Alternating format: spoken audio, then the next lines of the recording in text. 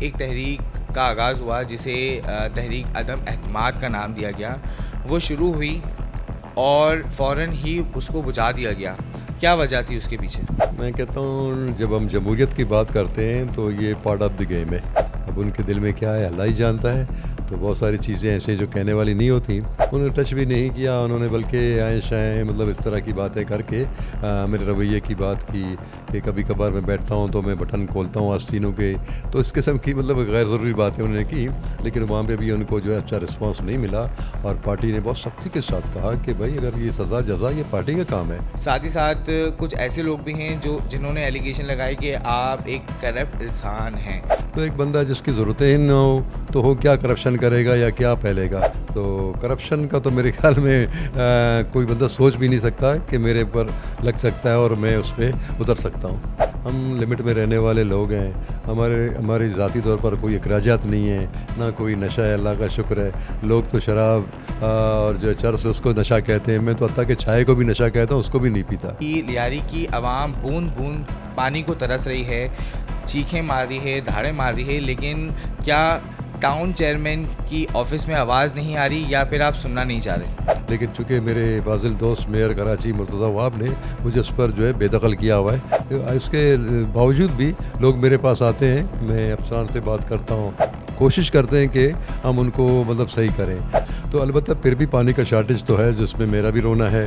تو میں واضح کرتا چلوں Karachi water and sewerage board کا میرا کوئی عمل دخل نہیں ہے. انٹرنیشنل بینکوں کی ٹیموں نے سروے کیا تھا لیاری کا اور وہ بڑی مایوس ہو کے وہ واپس چلے گئے. انہوں نے لیاری کا سروے پورا ہی نہیں کیا. تو اس بارے میں کیا کہیں گے آپ؟ سروے وہ ہوتا ہے جو زمین پہ آیا جائے. میں بی این کے ٹاؤن چیئرمین میں کہتا ہوں مجھے پتہ ہی نہیں ہے, وہ سروے کر کے چلے گئے.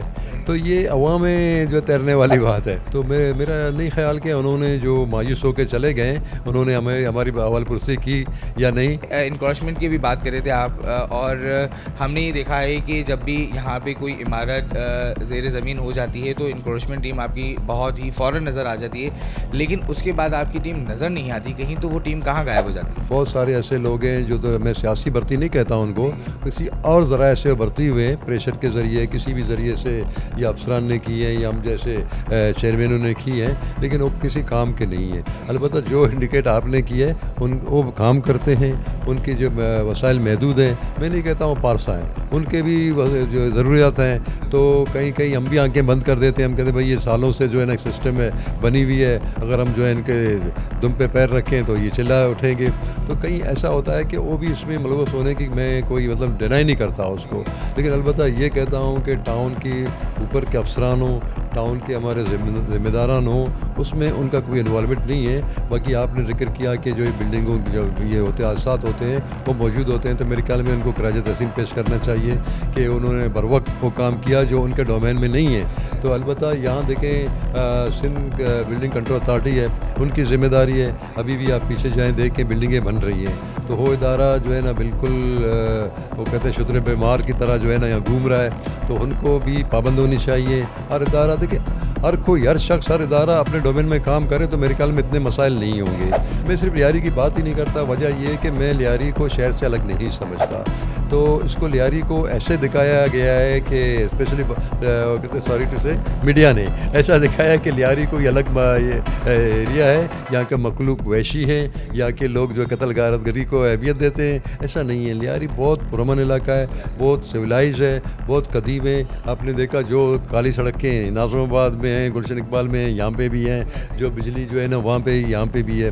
میں آپ کو یہ بتاؤں, میں نے ایک لیٹر لکھی ہے کہ الیکٹرک کو کہ بھائی آپ جو ہے نا جب ہم سے یہ چیزیں طلب کر رہے ہیں, یہ جو اسٹریٹ لائٹ کی جو ہے نا ایک جانب جو ہے ہماری کے ایم سی سے آپ وہ لے رہے ہیں بل, دوسری جانب عوام سے بھی لے رہے ہیں, تو مجھے یہ بتائیں کہ آپ کے یہ کتنے کیبل ہیں جو میرے زمینوں سے جا رہے ہیں, آپ کے کتنے پی ایم ٹی ہیں جو میرے زمین پہ نصب ہیں, آپ کے کتنے رجسٹریشن ہیں جو سرکاری زمینوں پہ نصب ہیں, تو ان کا بھی کرایہ دے دینا.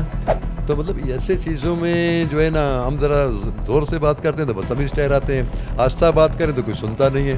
ان شاء اللہ تعالیٰ ایک سال میں لیاری کو آپ ایک اچھا شہر کا حصہ تصور کریں گے ان شاء اللہ. ایک سال میں آپ ڈیڈ لائن دے رہے ہیں یا ایک تصوری سوال؟ نہیں اس میں میں کہتا ہوں کہ ہم اپنے جو ٹرم پورا کرنے سے پہلے کریں گے اس کو. محترمہ فریال تالپور ہیں, انہوں نے آپ کو ہدایت دی ہے کہ بچیوں اور خواتین پہ کام کرنا ہے, تو سر یہ ہدایت کب آپ کو ملی اور اب تک کتنا کام ہو گیا بچیوں اور خواتین کے اوپر؟ تو یہی ہماری پارٹی کی بھی, ہماری ادی فریال تالپور کے حوالے سے بھی ہے. تو اس حوالے سے ہم نے مختلف جو ہے نا ان جو کہتے ہیں کہ ٹریننگ کے حوالے سے ان کو ترجیح دی ہے. حتیٰ کہ فٹ بال میں بھی ہم نے خواتین کے لیے ابھی حال ہی میں جو ہے گراؤنڈ بھی بنائی ہے مخصوص کی ہے بچیوں کے لیے.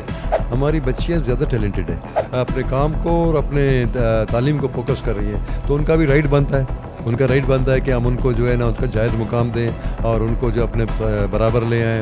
تو آپ کی تواسط سے دیگر اداروں کو بھی کہتا ہوں کہ آ جائیے گا, لیاری کے لوگوں کو گلے لگائیں. لیاری کے لوگ کوئی ویسی نہیں, کوئی کہاں نہیں جائیں گے, تو بلکہ یہ اتنے پرامن لوگ ہیں. میں کہتا ہوں کہ یہ اپنے حقوق کے لیے بعض جگہ جو ہے نا سست روی کا شکار ہے.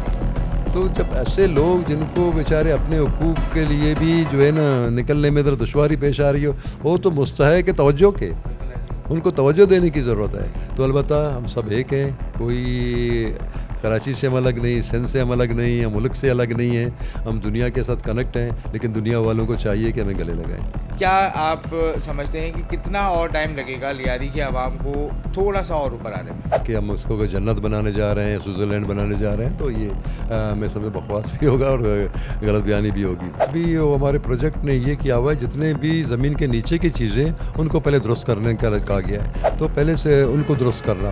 تو میرے خیال میں کہ اگلے 1 سال کے اندر یہ تمام چیزوں کو اپنے جگہ پہ لایا جائے گا. کوشش یہ جاری ہے کہ وہ کہتے ہیں کہ وسائل کم ہیں, مسائل زیادہ ہیں, لیکن اس کے باوجود پاکستان پیپلز پارٹی کی جو قیادت ہے وہ لیاری کو بہت کچھ دینا چاہ رہا ہے. آپ نے دیکھا اسپورٹس میں, فٹ بال میں تھوڑی موقع دی گئی, ہم نے پورے ملک میں اپنا نمایاں مقام بنا دیا, بلکہ پاکستان کا جھنڈا بھی لے رہا ہے. ابھی بھی ایسے علاقے اور ایسے گراؤنڈز موجود ہیں لیاری میں جہاں پہ بچے چپل پہن کے فٹ بالز کھیل رہے ہیں.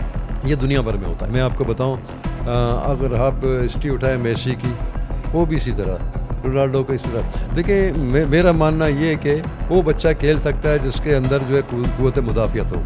تو ابھی بھی میں کہتا ہوں وہ بچہ زیادہ ٹیلنٹڈ ہوگا جو چپل کے ذریعے جو ہے بغیر چپل کے کھیل رہا ہے, بہ وہ جو ہے ہم جس کو ممی پاپا ڈیڈی کہتے ہیں اس سے.